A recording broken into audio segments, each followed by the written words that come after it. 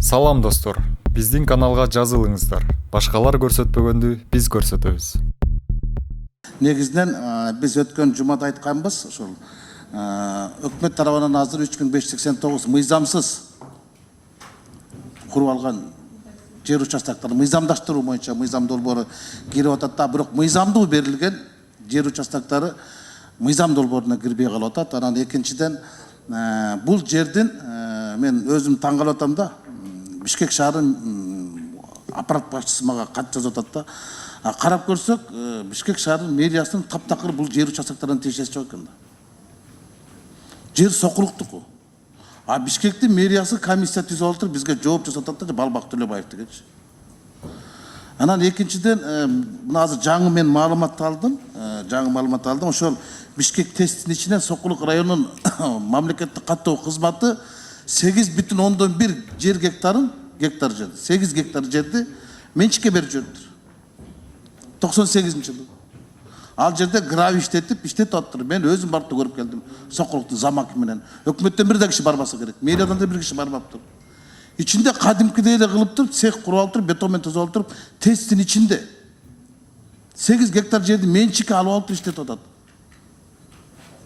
Куатбек Айылчевич, биз өткөндө сиз болбой калдыңыз, эми биздин комитеттин жыйынындагы шостун саммити өтө маанилүү болчу, ал жүйөлүү болчу, бирок биз ушул талкуу убагында айттык да, бул эмне үчүн ушул мына азыр мага жазган катында айтып атат да, Бишкек шаарынын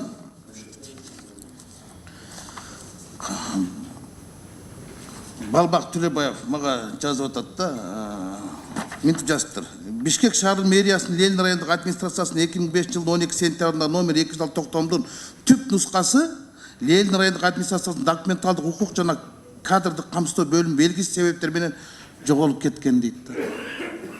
Эми жоголуп кетсе, Николай Байло деген киши жоголуп кеткен жок да. Аскар Салымбеков деген ошол кездеги мэр жоголуп кеткен жок да. Токтомдун өзү мына ээлер отурат бул жерде, булар кишилер жоголуп кеткен жок да. Анан ушинтип эле булар жоголуп кеткенди эле айтып берсек болобу. Анан кийин сиздер соттун чечимине такып атпайсыздарбы? Эми соттун чечимин мына улуттук коопсуздук кызматынын орун басары мага жазып атат. Бул жер Бишкек шаарынын мэриясына баланстуу өткөн эмес. Сокулук район мэриясынын балансында калган деп. Эмне үчүн чечимди баары мэрия менен Ленин район чыгарган? Сокулук менчикке берип атат казактарга, ишкерлерге. Мэрия болсо элге берип атат. Өкмөт болсо бизге жооп берип атат, тестке бергиле деп. Эми соттун чечими мындай болуп атат да, соттун чечими түшкө чейин 2 жердеги 2,4, түштөн кийин 2 жердеги 2,5. Эми кайсысына ишенебиз? Анда Пифагорду сотко бериш керек, эми ушул таблицаны ушундай ойлоп чыгаргансың деп. 2011-жылы элге чыгарып атат. Бул жер мыйзамдуу берилген деп. Бишкек шаарынын мэриясынын токтомдорунун бардыгы мыйзамдуу деп атат. 2017-жылы жок, бул мыйзамсыз деп жогорку сот чечим чыгарып атат. Бирок бир дагы соттун чечиминде ушул жер участоктарын алган адамдардын үйлөрү мыйзамсыз салынган деген жер жок. Мыйзамсыз салынган деген жер жок. Булардын документи жараксыз деген жер жок. Болгону токтомду жараксыз деп атат. Булар 15 жылдан бери ушул жерде жашап атат да. Үйү бар, бирок үйүнүн документи жок болот атпайбы? Биз азыр силер өкмөттүн киргизген мыйзамында мыйзамсыз басып алынган жер участоктарын мыйзамдаштыруу боюнча долбоорду киргизип атасыңар. Мыйзамдуу алган кишилер мыйзамда сыртка чыгып калып атат. Соттун чечимдери менен ар түрдүү тармактарга чечилип келген. Райондук, межрайондук сот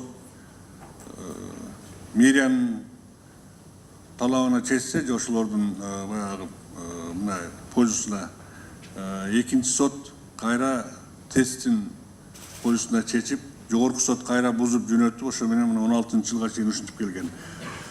Бул жерде негизги тарыхка кайрыла турган болсок, аталган жер тилкеси Кыргыз Республикасынын өкмөтүнүн 1991-жылдын 15-октябрындагы 508-чи мамлекеттик керектүүлөргө жер тилкелерин бөлүп берүү жөнүндө токтомуна ылайык, эл депутаттарынын Чүй областтык кеңешинин президиумунун 91-жылдын 12-сентябрындагы жана Сокулук райондук мамлекеттик администрациясынын чечимдери менен Кыргыз Энерго производственный объединение экен, ал убакта өндүрүш бирикмеси, ЖЭП-2ге техникалык сууларын киргизүү курулушуна бөлүп берилген дейт.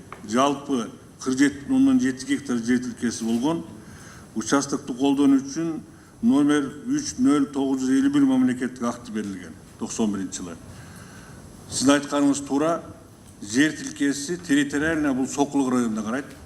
Бишкек шаарынын ешқандай бұл жаққа тиешесі жоқ территориалдық.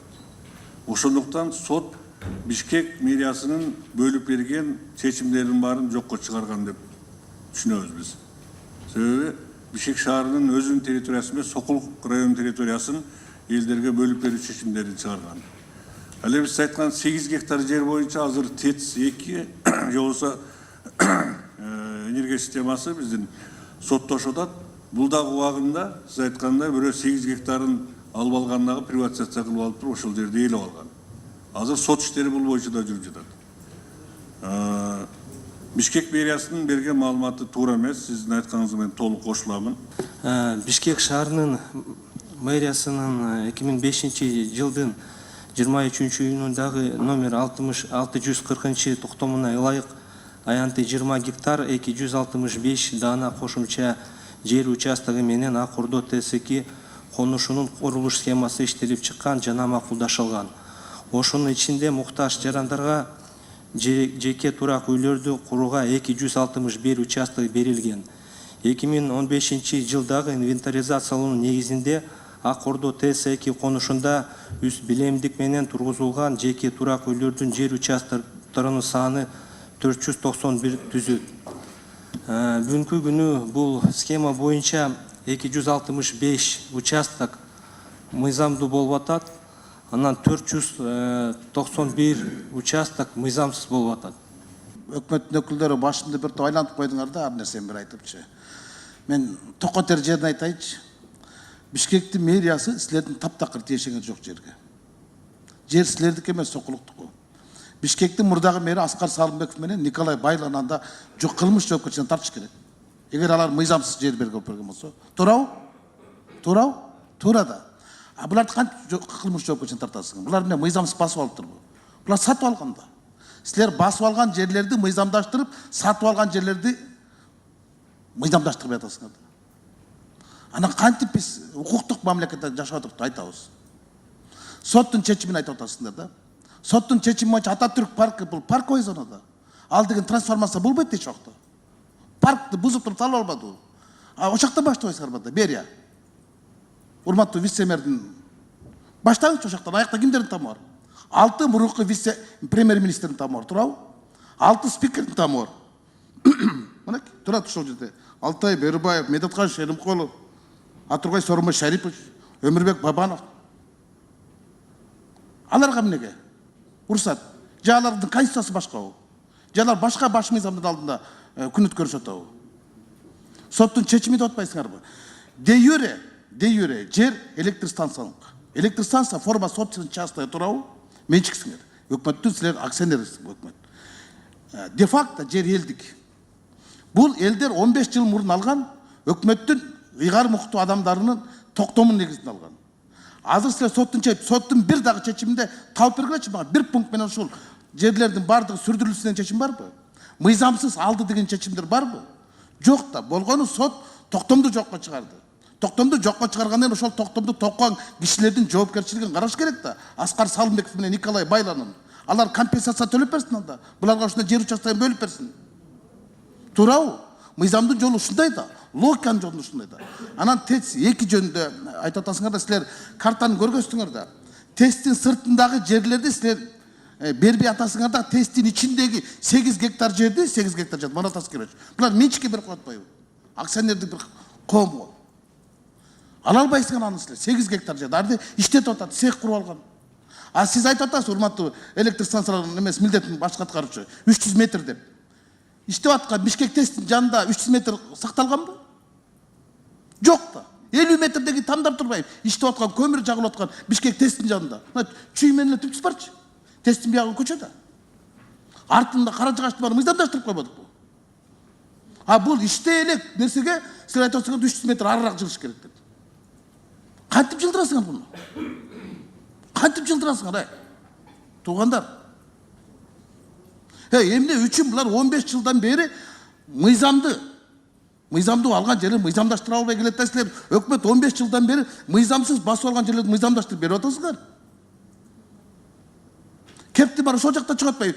Тесттин сыртындагы жерди бербей, тесттин ичиндеги жерди берип койдуңар го айланаңдар.